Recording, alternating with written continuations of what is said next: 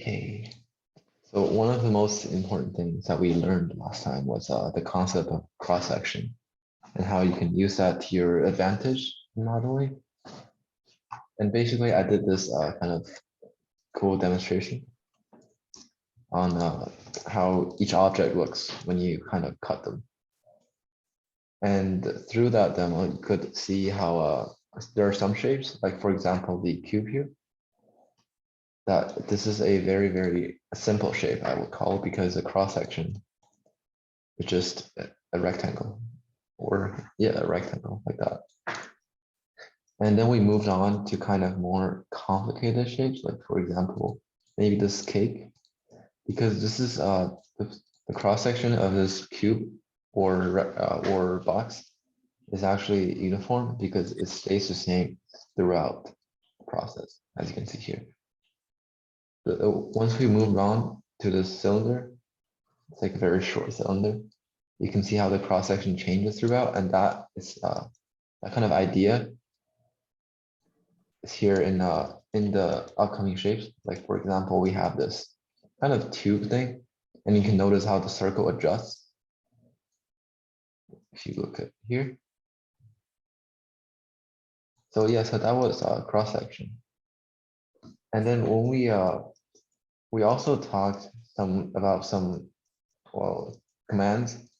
For example, patch, which is we talked about patch, right? Yeah. Patch is something that you can use with a 3D curve, which hopefully everyone knows what a 3D curve is by this point. It's basically just when you have a 2D curve, like for example, something like that. And then you can move your control points, that turns into a 3D curve. And the main difference is that one's 2D and one's 3D, and besides that, you can only use the command planar surface, which is the command that makes a surface from a enclosed curve on 2D curves. This is why we learned patch, which applies on 3D curves as well. So basically, it's a very simple command, and you just have to type and make sure you're selecting the curve. So patch again, and click OK here in the options menu. And now you have a 3D surface. This is useful for, first of all, for 3D curves, but sometimes your curves might not be 2D, or they might not, you might not have a 2D curve. For example, if we're trying to, I guess it's like when you're patching, you can think of it as when you're patching on something. For example, you want to join, we have these two curves here, and we want to join, let's say, the surface here. So I kind of just drew like a square here. And let me actually split this. So split this so I get a kind of a segment of our curve here. Okay, so now you can see after using the split command, this curve kind of got cut.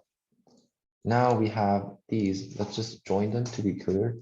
So if I were to make a surface from that, which in turn it combines your two curves. Basically, it's a good idea to start with patch, because we're not sure if it's 2D or 3D. Just when you're not sure of the dimension, patch is always a good idea. So we can patch it up, and now you can see we've kind of created like a bridge between the two. And if we patch the others as well, and also this should be enclosed. Just make it like that. So join these. Join and patch. Oh, okay. So basically, I should have made a complete curve, but that's fine. Let's do it again. This. Let's say we have another curve that is kind of like a puddle over here, and let's make it 3D. And then we can do the same thing, because I just want to kind of showcase how this will look like. Polygon. Make sure that they are touching each other. So like that. Actually, I might start from here. here, here, and back to the curve. That. And then we can use split again. And if you didn't catch it the first time, your object to split will be that. Enter. And then you're cutting with your kind of U shape here, if you look at it like that. Enter. So now they're split. You can join them, patch. Okay. And we're gonna patch this one. Actually, gonna select the curve that we just did. Okay. Good. Join, patch. Okay. Patch. Okay, so you kind of just have this shape over here. And then you can see how these two 3D curves are kind of nicely tucked into your original curve, or sorry, your surfaces are kind of tucked into your original curve. And this is just kind of a basic demonstration of how you can connect surfaces in 3D using patch. Derek, you have your hand up? So what does surface do? I mean, what does flow, like flow along? Flow along surface. Okay, we're gonna get to that in a second.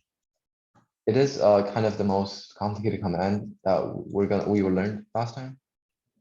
And I think we're gonna spend some more time on it today. Okay. And right, so that was patch. And mirror, I don't think we need a review on mirror. It's just you type mirror, you select, say this cube, and you have your mirror plane, and it basically just copies it over. If you ignore that, kind of just copies it over, and these are the same distance. So that's mirror. And we talked about last time, I think about the treasure chest and how it saves a lot of work because you don't have to model the entire thing. You can just model like a quarter of it and then just mirror it over because it's such a symmetrical shape. Okay, now we're gonna go to flow along surf and just normal flow. Oh, I still have these curves. Let's make some new ones. Just a general, very brief review. Essentially, let's say we have like this U shape here. And if we type flow, keep in mind flow is in kind of the 2D version and flow along surf is the 3D version, but they're essentially the same commands. So if we type flow, then we can select all these circles and not the line. Oops. Select all the circles, press the enter, and now we select your base curve, which is going to be this line here. Select, and your target curve somewhere here. Oops. So curve again, sorry, curves, and then target curve here. Okay, now you can see how, zoom in a little bit. So basically, originally, as you can see here, we had the lines, a straight line parallel to the y-axis, right? And then you have these perfect circles. And after using flow command, since this is called the base curve, since your curve kind of turns into a U shape, when you use the command, your sphere, that's not your sphere, your circles actually adjust based on your shape as well. So you can see how instead of being uniform or perfect circles, kind of turn into an elliptical, see, like that. And notice how there are like a lot more control points from whereas this one only has a few. This is because these 5 shapes, they essentially change based on how your base curve was acting. And if we could do this again, but this time with record history on, just for a better demonstration, we can do flow again. Select these objects, enter, your base curve is here, and your target curve is here. And now, since we used record history, we're able to move this curve and adjust it like that. And then you can see how these circles adjust based on what your curve looks like as well. So in this case, notice how it's kind of straight. That's why it's behaving similar to what we have here. But if we just move these control planes, and you can play around with it, it actually creates some really interesting shapes. That, and I don't know what else I can do like that, or something like that. So notice how in this case, this circle is kind of being squeezed together, whereas this one is being enlarged. This kind of follows just follows your curve shape. So that was the 2D version. That was flow. And now we're going to move on to flow along surface, which I think I did this demo last time. Well, let's choose a different one. Let's circles. Let's do like triangles, or actually let's just do, because I kind of want this to be a clear demonstration and show how your circle changes. Actually, let's keep the circles. Okay. So similar to flow here, your circles are also a perfect circles. And if we were to reflect or make cuts in this kind of like a twisted sheet of paper, we would not be able to just put a circle on there. Because essentially what we're doing is putting a 2D shape right onto a 3D shape, which is, first of all, really hard to do and almost impossible. This is why we use flow along surface, and it just makes your life really easy because you're able to decide what it looks like on a plain sheet of paper. And then you can imagine when you twist that paper, that circle is gonna, obviously, if you have a piece of paper and you, let's say you cut a hole in it, and then you kind of crumble the paper, or if you just, I don't know, twist the paper, the hole's gonna look up, the hole's gonna change with that paper, right? It's not just gonna stay a perfect circle.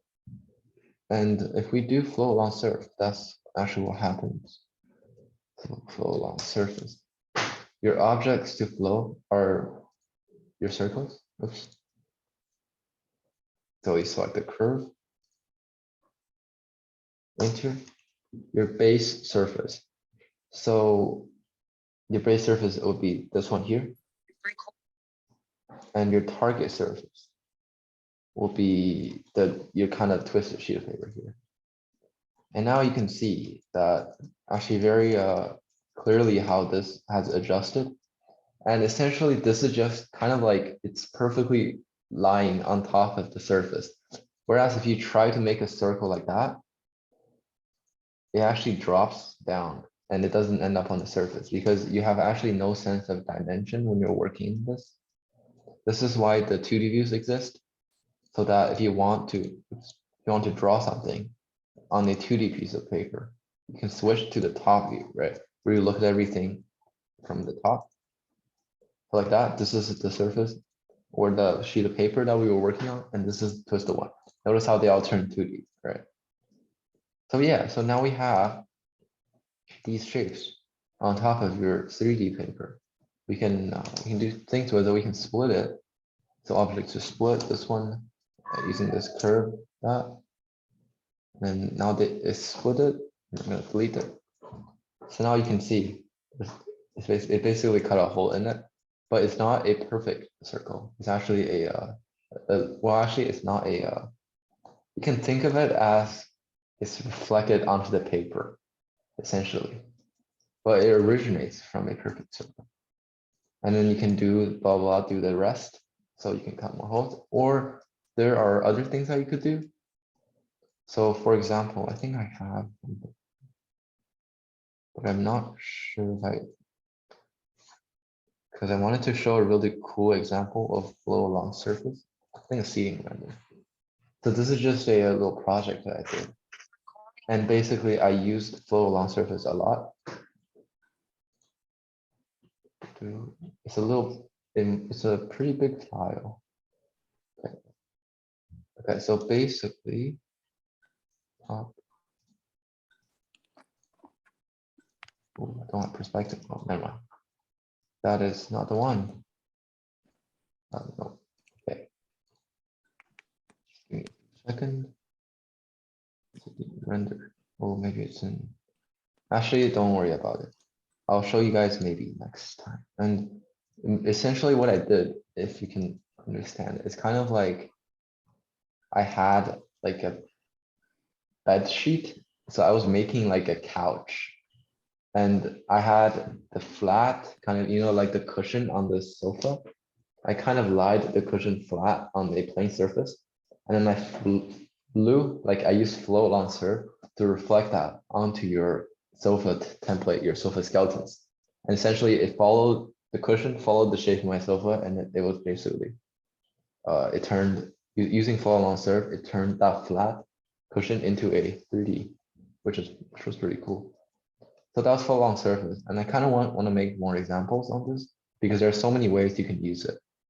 I remember last time I made like a kind of like a cup, and then I used flow on surface, and it reflected some 2D patterns onto it. And you could also do like a what is it called? Like you can do, Starbucks, there's like the icon. You can actually reflect that icon. You can make that icon in 2D. So for example, if I have my icon here, then just maybe I'll draw like a circle. So like that. Like that. You have your lines. So let's say that's my Starbucks icon. You're actually able to reflect that. So let's say you want it on your piece of paper, or if we were to make a cup, just like that. Let's say we just put it on a cone for now. Actually, this is a really bad example, but we can actually flow as long as we have a base point, which looks something like that. Or let's just, instead of doing that, kind of make, instead of doing Starbucks, let's do something else. So like, I don't know, center mark. And center mark basically just, well, marks the center of your circle, which is indicated by the plus sign, and the middle is going to be your circle. And you can essentially, let's say, we have this, let's get rid of the base point first. Like that.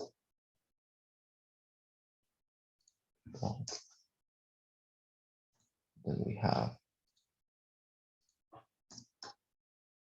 that should be fine. Something like a clock, right?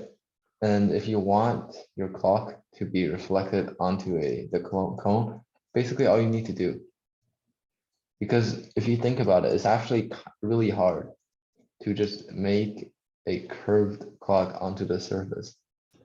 But once you have a 2D version, you can do anything, including flowing it onto your cone. But basically, we have our surface.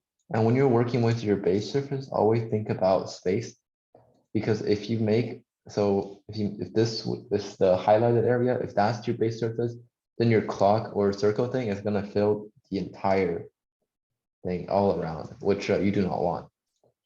So if we use, oh, it's getting a little confusing. It's kind of overlapping. Say we just select all of it, deselect that, and move it over here. So we can flow along surface. So we can flow this random clock interface surface, and your target surface is here. So now you can see how, well, it's not a clock anymore. It's more like a, I don't know. And then you can make openings like this as well. So for example, split object to split this, that, but you can also get rid of that, which is kind of cool.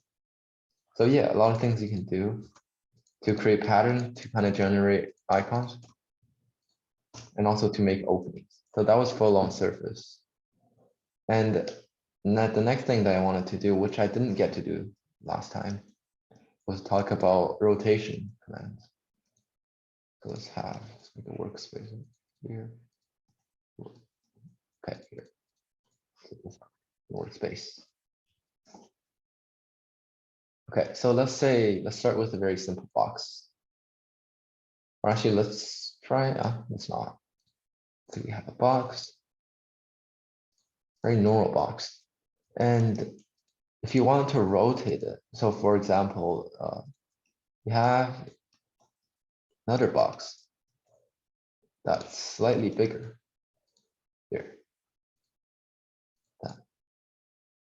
And let's say they're over, let's say, they're kind of touching each other, like that. Okay, like that. And you're trying to rotate the smaller box so that the edge of it ends up on the surface. So there are many ways you can do it. This is one example of rotational command that you need to use, because I think I've used this before. There is when you have gumball turned on, you actually have these kind of quarters of a circle. So in this case, this is red and there's a blue one. And if you look at it from the top, there's a, actually no, that's a green one. And then if you look at it from the top, there's a blue one. Basically what they do, if you hold them, they actually rotate certain angles, so like that. And if you hold down shift, it goes in 90, 0, 1, 90, 180, and 360 goes back. So that is basically a shortcut on rotation. And you can rotate in different angles as well. This is easier to see on a regular shape, so like that. If you select this, you can also see these rotational circles. If we rotate the red one, you can see like that. The green one is kind of the other way, 90 degrees perpendicular to your red one. And then you have your blue one, which basically just spins it from the top like that. While these are useful, they are not every rotation command combined into one. For example, as I was talking about before, if you want to make the edge, let me highlight it.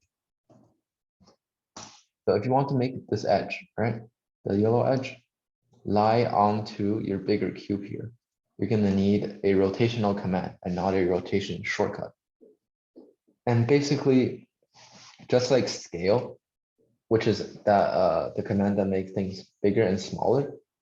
And also, if there are many scale commands. So for example, there's scale 1D. And it essentially just kind of stretches your object out. So you have your base point, which does not move after the command. And you have your first reference point. So let's say it's going to be this point. After clicking it, you can see how the entire thing gets stretched out. And this isn't actually adding onto it, it's just stretching it. And you can see that when I have this shape, right, and I type scale 1D, let's say our base point is here. Your base point is here, that corner here. And your scale first reference point is here. You can see how essentially just stretches the object out like that. So yeah, so that's scale 2D, which distorts the objects. And sometimes you want that, sometimes you don't. So it really depends on what you're making. And then there's scale 3D. Oops, no, I think just scale. Oh yeah, just scale, no 3D. So your object to scale, same box. Your base point, let's put it the same place. So let's say our first reference point is here.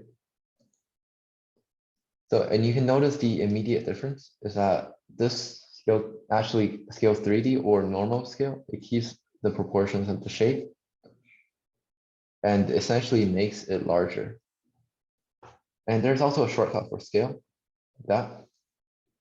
So it's on gumball as well. So if you simply just drag it, it's going to make it longer or stretch it out, but on both sides. And if you hold down shift and drag the little box leading from a dotted line, so if you hold down shift, it's basically executing the command of scale 3D or normal scale. But the problem with shortcuts is that if you want it to be exactly, it does not have an exact way that you can tell. So let's go back to the rotation command. One way to kind of rotate the edge or kind of lay the edge onto the surface here is use rotate command. Rotate 2D, 3D. So your rotate 3D command. And you can select this object to rotate, press enter, the start of rotational axis. So what we're doing right now basically is kind of rotating it like that, right? Like that. And then essentially moving it like this. So you end up with something like that. And if you do rotate 3D again, you have your object to rotate, same, start of rotational axis. So this one takes a bit of getting used to, but essentially it should be perpendicular to your circle of rotation. And basically our circle of rotation is kind of this way, if you can see my cursor. And the perpendicular is kind of in and out of the page. And you'll see what I mean in a second. So rotate 3D, object to rotate. our rotational axis is going to be here to here. So now you can see how I drew this line here. And you also have my circle. This is going to be, actually, let me make it larger. So this is going to be our kind of reference of how things are going to rotate. And if we move it around, you can see how your axis actually stays where it is. So remember the axis I drew here? It actually stays the same in the same place.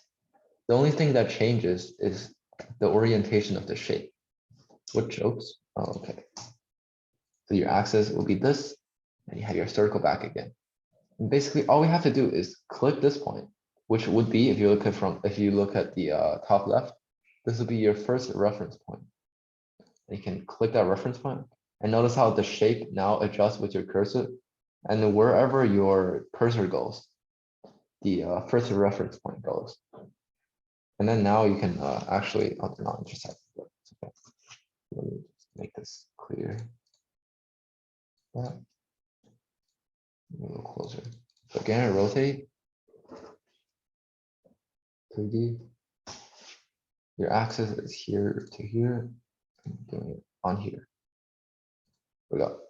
Now you can see that actually it's not overlapping, but essentially you can exactly lay on top of your curve, which I'm not doing right now. Rotate 3D. The rotational axis here. And you have your end intersection into the, so weird.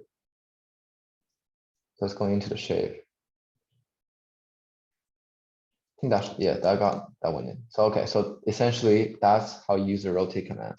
And there are many ways as well. So for example, if you look at it from a more simple kind of point of view.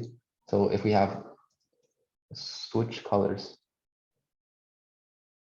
Let's go back here. Okay, if you have your lights, so you have your rectangle, you have another one. This is essentially what we're doing. Basically, if you look at it from the 2D view, you can see this. And we just use a rotate command, which is actually a rotate in 2D, it just rotate. But if you want to execute it in the 3D mode, you actually have to type 3D. I know it's a little confusing. So your object to rotate would be that one. So the smaller rectangle we have here. Center rotation is where this is. Essentially, you're rotating on here, that. And now you can see, so this is what we wanted. So that one corner is touching the ground and the other one is touching the other box. It's just that in rotate 3D, you're gonna need a rotational axis, which makes things kind of confusing. But this is the main idea. Does anyone have any questions about rotate?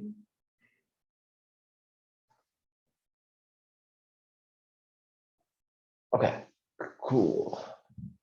And now now that we're done with rotate, actually, is there rotate 2D? Rotate 2D. There's not. So just rotate and rotate 3D. Okay. And I wouldn't worry too much about rotate 3D right now because we're not making like exact models. So if you're doing architecture where the walls kind of have to line up with the roof, then you need and you somehow make the walls maybe a little tilted and you need some rotate because you want them to click together like the boxes in here. But for now, I would say rotate 2D is important. And okay, so now we're moving on to, I think, our second thing to do. Actually, let's maybe talk about explode. Because explode is pretty cool. It sounds like a cool command. But actually, it simply just, if you type explode, and this command only executes on a 3D object. So you can click your box over here while you're in explode. So enter, and then essentially your extrusion, or I mean a 3D poly surface got exploded into 6 pieces. So it essentially just grabs kind of your edges and splits the surfaces. So that's all it does. And this works really well when you're trying to make like a room or if you're making things that you want to cut open. So like a good example would be like if you're trying to make an enclosed room and you're rendering something in it, then you can actually explode the object and extract one of the surfaces to work on other things. So for example, actually, if you're trying, let's say, so we have our box here, and let's move on to which one use as a reference. Oh, this is something that we're going to be doing soon. Does this work? What if we try to explode this? So this is kind of a complicated 3D surface. Explode. Oh, it's a one surface, so we cannot explode it. It only works on surfaces with really sharp edges. So for example, if we make a make that, we can revolve it actually. Revolve, cursor revolve, this, this. And revolve is something that we're going to be looking into. So we have this. Okay, that's cool. We can explode this shape. And you can see how these essentially they turn into individual surfaces. So there's one here. There's the one with the tip here. So you can actually extract single surfaces and work on something else. So that's explode. Okay. And I think that's it. That's the general review. And now we're going to move on to something. So it's going to have revolve and it's going to work. It's going to be relating to more kind of organic 3D shapes instead of uniform or geometrical shapes. So in this case, that's my template. So this is something that I think I sent to everyone's email, but if you just in case you didn't get it, I'm gonna put it in here. So it's called the vase template. Okay, it's uploading. Oh, it's actually really slow. I'm surprised. So basically, close that. You're essentially modeling this, right? And at first, you might see it and just have nowhere that you or you might not know when to start or where to start or what command to start. But this is why we learned what we learned last time, so that we can combine everything together and kind of start working on these organic 3D shapes. And essentially the first thing that you should use is cross sections, which you can analyze either using clipping plane or you can just think about it. So when you have a vase like that, essentially there are two ways that you can look at the cross section. Let's go back here. Oh, I actually have it here. Great. Let's get rid of all of these. So you can look at it like this, where you cut it sideways and the cross section changes throughout your cutting process. But you could also, let's just rotate this and increase. 180. Right. You can also do this, where you can see how when you cut it from the top, it turns into circles. And the circle essentially, it's first of all, it's a big circle and it gets smaller and then it enlarges again. This is two ways that you can look at the cross section. And the easier way that we would prefer to model using is are the circles, because you don't need to model every size of circle. You just need a few and kind of join the shape together. And this is what I did here. Basically, to model this, you only need like 3 or 4 of your cross sections. And what determines the shape of your vase is your outline or your railing. And essentially, you would start from a single circle like that. So let's say that is my base. And we've all seen vases. Basically, they have a center line from the top to the bottom that kind of lines up, which means that the circle are going to line up. And if you, and the second step after creating your base would be center marking the circle. Center mark, and your curve will be this. Blink, and give this little X sign or plus sign. And now you can make more circles. and you have a reference circle, which is the base that you just created. And let's say that this circle is the circle you have over here. The next one we're going to create is the middle one here. And you can see how noticeably it's a lot larger than your base. So in this case, we can do this, that, something like that. And we can use the gumball arrow to move it up, like that. And then we also have this one, which is kind of the same size. So I say just copy it, copy, so Control C, Control V, and drag it up. So now you have your 3 cross sections. And you could also make one in here, which is a lot smaller. So let's actually do that. Yeah. So it's like something like along the lines of this. It's a little bit smaller than the base, I assume. Like that. So now you have your 4 cross sections, which essentially determines for the height and the top view of your base. Okay, let's move this out of the way. So finding the cross section is a really important step because it guides you to make these organic 3D shapes. And now your next step would be to create the railings, which keep in mind that these circles are just a reference of how your railing is going. Basically, they're a reference for the outlines of your railing. And if we go to front view, this is a 2D view, but you can still see the original vase here.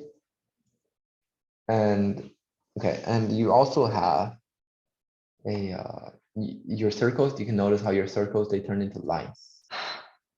And now we can kind of adjust the height based on what we see. So in this case, I moved this a little upward because I wanted the neck to be longer. And there's also let's actually make another one just for the sake of clarity and accurate modeling. So let's make another one somewhere here that is a little smaller than your base. But I think it's like the same size as the neck. Let's just copy and paste it. So Control C, Control V, just down like here.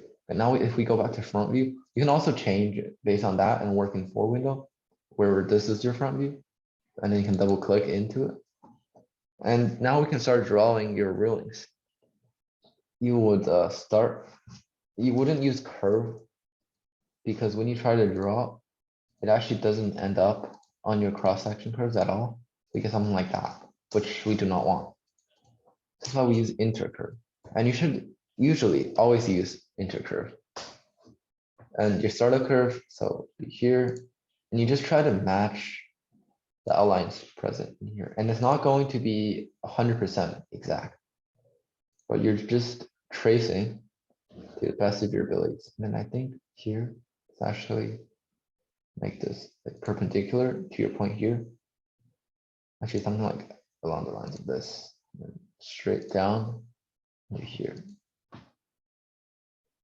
Actually, straight down into here. Then you can move this outward, click it like that. So, and the more, notice the more times I click, the more control points there are, and the more complicated your curve is going to be. So like that. This. Actually, it's okay. It seems pretty good. So now you have this outline, and you could always adjust it. So in this case, I noticed that it's a little shorter than I would have wanted. So you can make this longer as well. Or you can, there are other ways to adjust it. So you can make this longer and then just kind of click this. You click that control point. Actually, let's not do that. Let's do it a different way. So you could actually not overlap, but it should be fine. So, and this is just a reference. So you could actually move these control points around like that.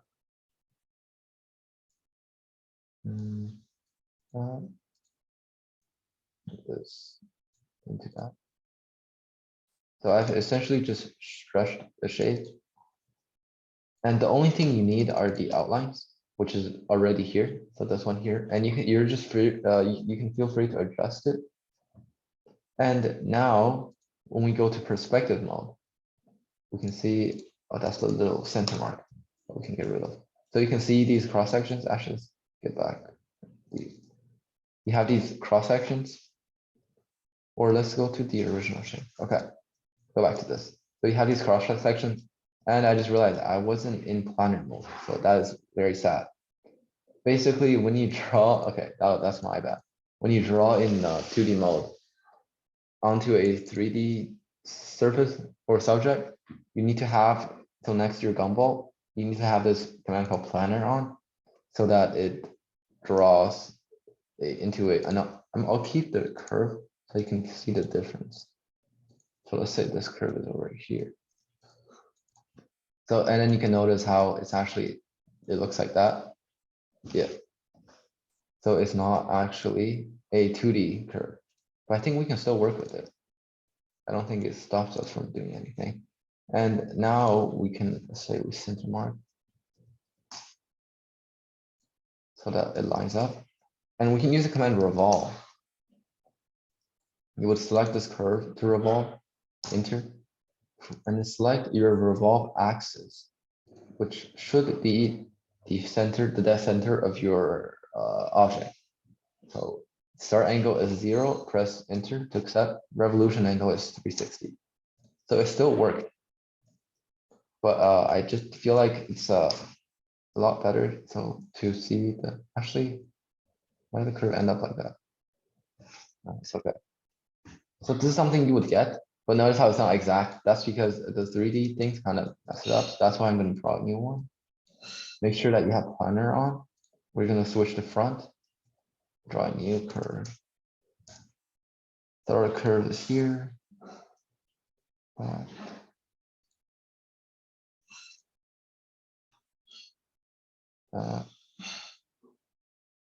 Actually, let's move these down a bit. Yeah, that's perfect. So again,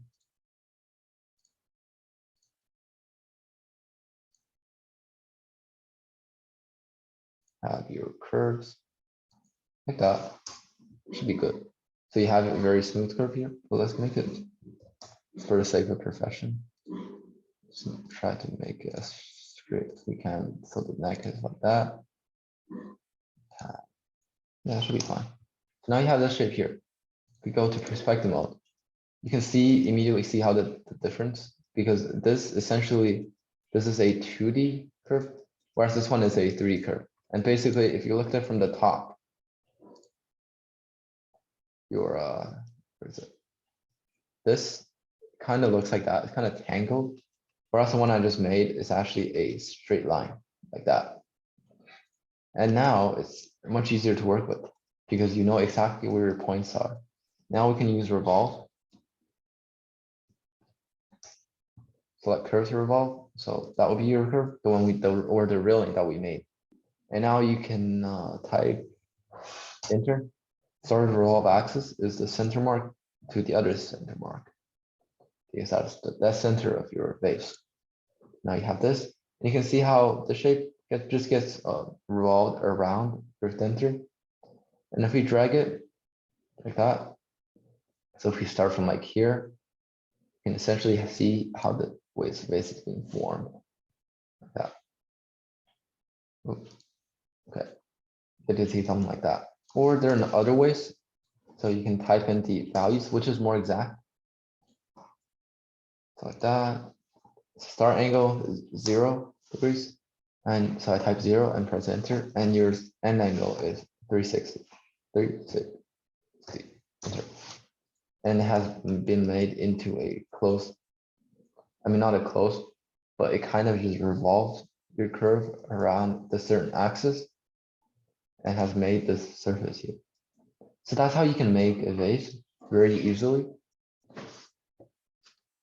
And yeah, just think about your, first of all, your cross sections, or you actually don't need to draw circles. You could also draw lines, and I mean lines, so like that. You can start lines, because when we draw curves in the front view, they're essentially lines. So this if we move this here, you can see how all of the circles that we drawn in 3D has turned into lines. So yeah, just keep in mind of where your cross-section references and make kind of just eyeball your railing based on the shape of the vase. And I think it's time to take a break. And yeah, so I guess I'll give everyone 10 minutes for the break. And during the break, you could either work on the next two, or you could just get off your computer and maybe go take a walk. So I guess I'll give everyone a break now. We'll put on a timer and we'll be back at 6:27. Okay.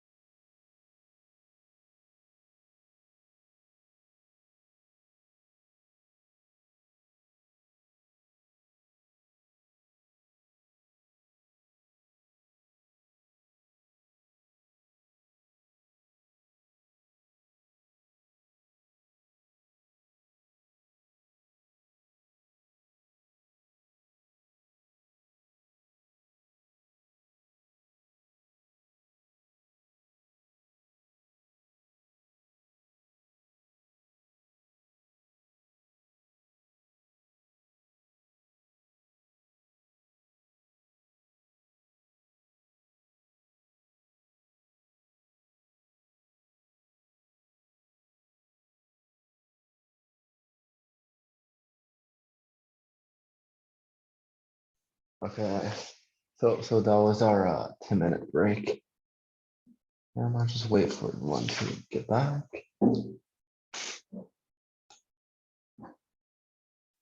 I think we're still recording. Okay. Oh, actually, let me put on transcript. Right. Okay. So we talked about bays, cross sections, and railings. And I think I'm just going to do another example of this here. So drawing a curve is actually, I would say, the hardest part, because once you get used to identifying the cross sections, you can make them really fast based on what you see. So for example, in this one here, I can just, actually this one's too similar. Let's do this one. So that's the curve that I created. Essentially, all you have to do, let's actually keep it. All you have to do is make sure that your cross sections are spaced apart in the, so in a certain, so in this case, so it would be ideal that you have them the same as your reference picture, because when you draw your railings, then you're able to get accurate outlines. So if we draw a line here, it would always start here, touching the cross section, and their railing should be tangent or touching your cross sections as well. So when you have this, so it's actually really simple, thanks to the the snap command, because they allow you, and intercurve, they allow you to snap exactly on top of your cross section. So we end up with this shape over here. And now after that, we can just go into perspective mode and revolve actually a center mark keys that we have our axis, and we can just revolve axis here to here, that. Now we have the base here. That is pretty simple. Okay. And there are other ways to make organic 3D shapes, but this is just an easier way, because you have some shapes that not all shapes look like vases. There are some that have different kind of intruding areas, so you don't have just a uniform circular. And so if we think about some shape like that, right? Or this shape here, like kind of like a hot air balloon we have here. You actually cannot just use revolve and one railing to create such a complicated polysurface. One thing you can do is to use the command network surface. So network surface. Sorry. And you can tell from the command's name, it's network of, actually no, it's a network of lines that create a polysurface. And let's just copy this over to our demo file. Just put it here. Okay. So any 3D surface or 3D shape in Rhino, they start from lines. And lines, they turn into 2D shapes. And then you can use that shape to create 3D shapes. And in this case, we're trying to create like a hot air balloon or like a tunnel kind of circular shape. And we should also start with the cross sections. And any shape, they have a 2D cross section. Because if you think about it, this shape here, if we use the command clipping plane and just ignore everything in the background. So if we have a clipping plane here, rotate it 90 degrees like that, you can kind of see how essentially the cross sections are always 2D. And these are kind of like half circles, half ellipses that you can create. And you don't need, so as we did with the vase, you don't need to create every cross section. You just need a few to outline your shape. And in this case, we only did the outer two. And you could do more, but only 2 is enough. And basically we can start, let's just create something for our imagination. So let's say we have let's make 2 cross sections. And I'm just making this kind of randomly. So we have one like that, and we have another one like this. So 2 different cross sections. And we can actually say, we can rotate them so that they're facing each other. So we can just use the rotate shortcut. So not holding down, while holding down shift, you can rotate it 9 degrees. Just like that. Oh, that's the green one. Oops. Supposed to do, I mean the green one, yeah. There we go. So that they're facing each other. And then what you can do is make kind of similar like what we did here. Make railings like this one here. We have another railing, so like that. But this time it's going to be a 3D railing. And you're going to start from any point. So let's say, actually you can make it 2D as well. Let's start with 2D. Get rid of this picture. Because I can undo it later. So let's make a intercurve and go to front view. And you should see the 2 cross sections that I've created, which are lines now. And you can start from a point here, or another way to do it is if you want your initial point to end up on a certain point on the curve, you can actually go to this 4 window mode and put your first point in the perspective mode. So you can zoom in on this, click, let's say somewhere here, and then you move your cursor to the front view. So notice how when the shape moves, your line in perspective move as well. It's because they're the same curve, and you're essentially just looking at it from different views. And let's say we want it to look something like that. And when we're clicking on the last point, we're kind of ending the curve, right? We can also go to perspective mode, and we can choose where we want it to be. So let's say we just want it to be here. So then we can press enter. So now if we go to perspective mode, we can see how we have our 2 cross sections, and you have like this upside down W shape that it's touching the cross section. So at this point, it should be touching each other, such, and then this one as well. And then you can make another one. So go to 4 window again, enter. And this is just kind of me creating a random shape. We can, let's say we want this curve now to start here. And this time we're going to move to the top view, which is here.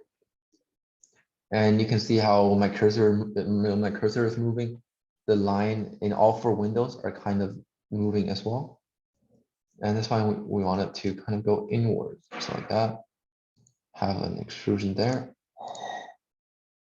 That we can choose where to end it on.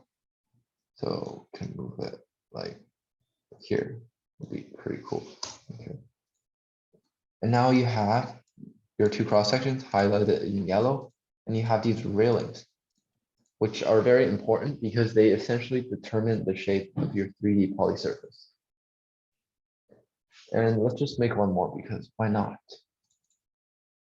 So start. Here, go to top view. This, you can do the same thing and end it somewhere here. So keep in mind that my mouse went into the perspective mode and end up like that. Enter. So now you have 2 cross sections, as usual, was 3 of your railings. Now we can finally use the command NetworkSrf, which basically you just have to select all the curves in your network, which is the network basically means kind of like this small area of curve that you have that determine your poly surface, which is everything that we've created here, including your cross sections and your railings. So we can select them one by one, that, and you can press enter, press, and you can ignore this window, press OK. And now you can see that we've created this very strange, I would call it strange shape that essentially if we move it out, right, and we kind of look at our curves, you can actually see how this matches up with your curves. Oh, did I crash? Can you hear me? Yeah, for like 2 seconds there.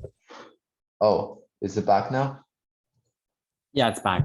Okay, it's maybe because the shape is too complicated. I don't know, who knows? I am plugged in and I do have fans running, so it should be fine. Maybe it's an internet connection. And oh yeah, so as I was saying, it is somewhat, it kind of resembles the original shape. And if you look at it from the side, right, this is a good view. You can see how it's kind of like a camel, like you have two bumps. And then notice how in the back, you have this curve that also has two bumps. So it essentially just follows your outline. And then there's this one. Actually, I don't know why it turned out to be too big. Like, but let's essentially you have these three. Oh, I think I know why. Because these two curves, sorry, this one and this one. So the two railings that I created, the computer basically generated more railings that follow this shape over here. That's why it turned out to be so big on the bottom. So yeah, so that's something you create. And this, I don't know, you could turn it into like, maybe you can minimize it, turn it into a cool product, or you could turn it into architecture. So that's kind of like the power of network surface. You can generate lines from your own idea and create these cool shapes. And actually, this is pretty cool. This is like a very successful network surface. If you render it, it actually looks pretty cool. So yeah, network surface. There are more uses to network surface.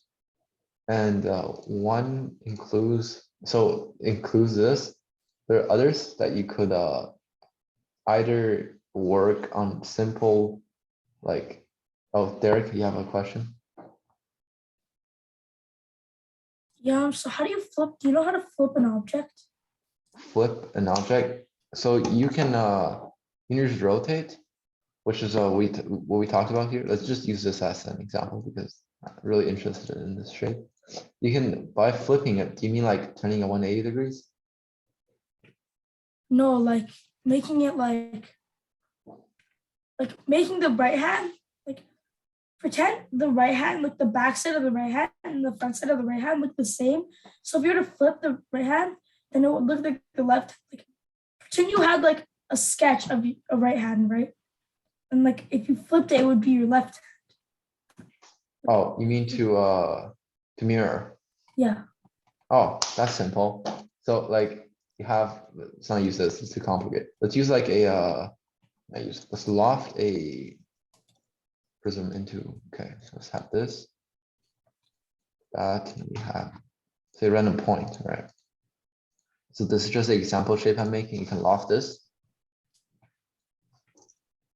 like into a pyramid. And let's say we have, because this is more obvious, we have that, this. So you need that. And if, so just for clarity, this is your right hand side, right? And if you were to flip it, then it would it be the same shape? Like if you can mirror it, mirror like that, object this, like that. You could do this, and the pointy side, which was your right hand side, now it becomes your right. So this one, mean something like that. There. Thanks. Yeah. Oh, is that it? Okay, so just mirror, or you can do I don't know, like copy paste the same shape here, and then you can rotate it 180 degrees. So like you can type 180, or you can do it manually. So now it's been rotated, and these two shapes are the same shapes. So yeah, Thank you. no problem. Okay. So that was what was that? That was network surface. And yeah, you can also adjust these curves. So network surface is a really powerful command because it takes account of so many curves and it merges all of them into one 3D surface like that. And then you could also, so it used to be like a camel, right? You can actually stretch this up and the command will still execute. It just would be a completely different shape, but the cross sections are still the same. So you get something like this. Okay. So, okay, so that was the network surface. Whoops. Does anyone have any questions?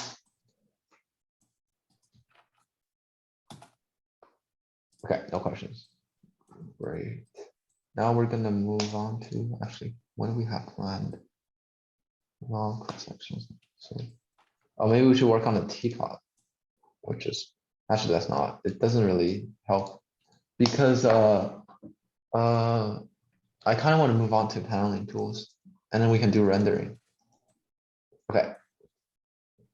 Basically, what paneling tool is, let's start from very simple example. Let's create a new file or just use this. Okay. Let's make a workplace like that.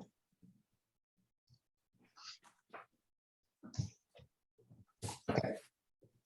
So if you have a surface here, so a rectangular surface, and let's just move this out of the, well, two surfaces.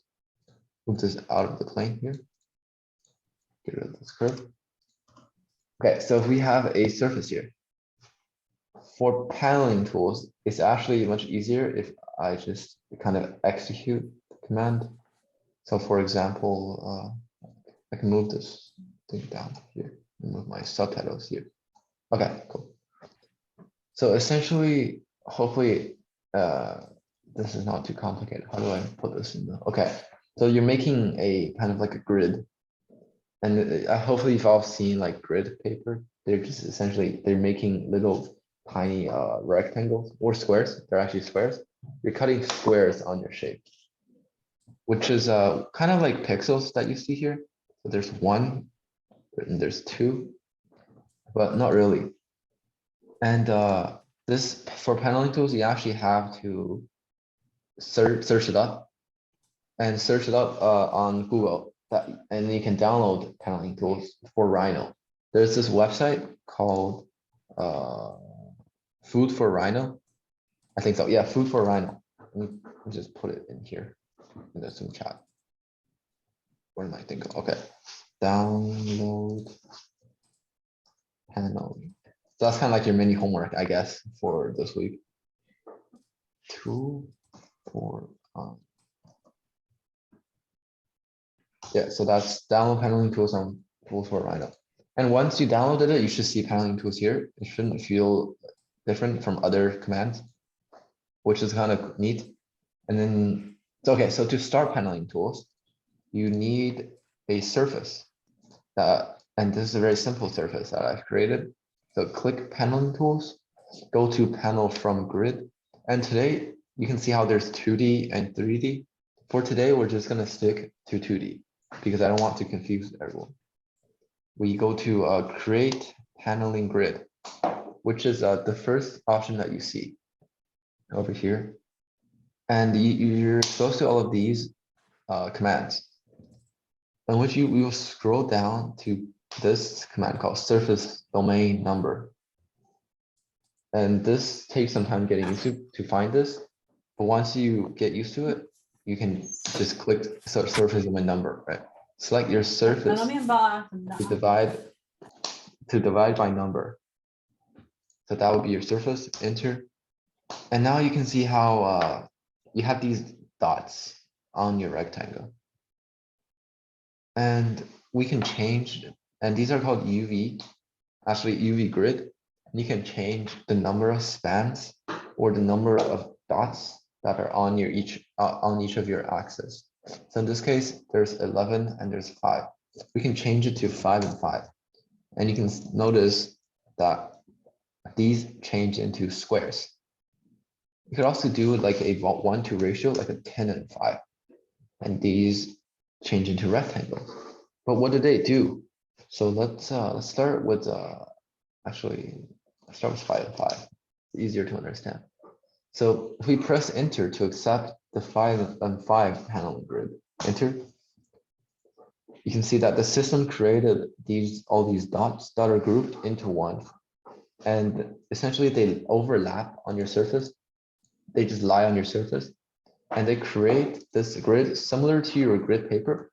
For example, if you kind of outline each grid, so that would be one grid. And again, just the same thing, you can have another grid. I'm not going to do all of the grid, but you have two grids.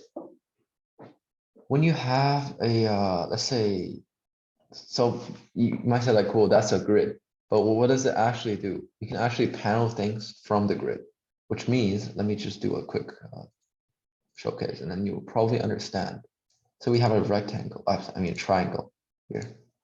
So that is our triangle, very simple, just from polylines. And then if we go to paneling tools again, click, now we go to the second one. So remember we created the grid from the first command. And by going down to surface domain number, now we can panel from grid, which is second option, and go to this called panel custom 2D. So now we can click it and just follow what the command tells us to do. So select the paneling grid. So we will select this grid and notice how all the points, they light up. Press enter. Select your base surface or poly surface. So our base surface is the rectangle surface that we have here. So click. Now select your custom curves and points, which is the triangle that we created. So you're only just selecting three things. So one, your grid, two, your surface, and three, your custom curve. And now if we select this, enter, and it gives you this overview of kind of how the command is going to execute. And now you have these four triangles now. And you can see there are 4 dots, 1, 2, 3, 4, that somewhat, they resemble the grids on your rectangle. So see 1, 2, 3, 4, like 1, 2, 3, 4. They're essentially just telling you that they're going to fit the rectangles. I mean, the triangles. Okay, they're going to fit the triangles into each grid. And to fill every single grid that you have here. And then you can press enter to accept and see what happens. And now you can see that if I get rid of the grids that I've drawn, you can see that I kind of made this teeth shape like that. That's because at every grid, a triangle has been reflected on, and you're getting, if we delete the surface here, you're getting this shape like that. So that's paneling tools. It's kind of just taking one shape and reflecting that shape onto your grid. Okay, that's okay. I think I'll go over the creating the grid process again with a more complicated shape. So let's say use this. I created this thing. Oops. Control C, just copy it over. Okay. So we have this shape, and it doesn't have to be a 2D shape. It could be 3D as well. But the difference is the paneling 2D and 3D, which we're not going to talk about 3D shapes. I mean 3D custom shapes today. Okay, now we can, let's say we join this. So this is just a cool little shape that I've created from NetworkSrf. And you actually, you can also make paneling grid. Just go to paneling tools, create paneling grid, and surface domain number. So we're just going to work with surface domain number for now. There are many ways that you could work on this, but this is by far the easiest way. So click surface domain number, select surfaces. So we would select 2 surfaces, enter. And you can see how the dots are kind of already on your surface, and you can see how far apart they are. Then you can change it. So let's say we want like 20, that might be overkill, but 20 by 5, you get the idea. Essentially the U axis gets a lot denser. And you can also do 20 by 20, which both axes get dense. And you're up to these little small grids that you could reflect things on. But for the sake of the demonstration, we're going to do like 10 by 10. Okay, we're gonna press enter, and you can see all of these dots on your surface. And then we're gonna use the same triangle and paneling tools to reflect the triangles onto this shape. And this is actually quite cool. So you will just go to paneling from grid, go to your custom 2D, select paneling grids. So this one and this one. And when you select one point, all of the points get selected. So enter your custom curve and points. So this one here, the triangle, enter. And it gives you the same preview because you have, see, you have your 4 points and your triangles. And you can press enter to accept. And then, well, I would delete the surfaces. And now you can see that paneling tools has made this cool outline of your original shape. They're basically the same shape, except this one's made up of triangles. And you can actually do some cool stuff with it. Like, for example, offset. Actually, let's not use offset. My computer doesn't crash. So you can actually extend this, maybe, and on the gumball, this circle is basically a shortcut for extrude. So you can extrude this curve out, and you get like a spike shape as such, like that, which is pretty cool. And paneling tools are usually used on like fancy patterns. If you see patterns on walls or like 3D structures, that if you have kind of like a pillar, you can panel 3D structures on it. And it's actually a really powerful tool because it does not matter how complicated your original or your custom shapes is. It actually, you can have a really complicated custom curve and it will still do the same. And let's say we just demonstrate that. So let's say we have a more complicated curve, like, I don't know, make like a star, not really, that. Have like a splatter as such. So let's say that's my custom curve. And we panel from grid. So panel custom 2D, your panel grids. So the same things, group this one and this one. Press enter. Your custom curve is the splatter that we've created. Enter. That also gives you a preview like that. Now if we delete the surface, the poly surface, you can see that it has reflect. This is not really useful, but it's just kind of cool to see how there's so many of the same shape. And they actually outline your original shape. And another way to use paneling tools is making a diamond, which I lost the template. But basically, you can have like a very simple diamond shape, like the ones that you see in cartoons. So like a circle, another circle, and like a pointy bottom. And then you can use paneling tools to reflect triangles, either triangles or actual like diamond shapes or rectangular shapes. And it gives it kind of a sense of, I guess, it gives it edges, but it actually becomes a real diamond when you render it. So that's very cool. And does anyone have any questions with paneling tools?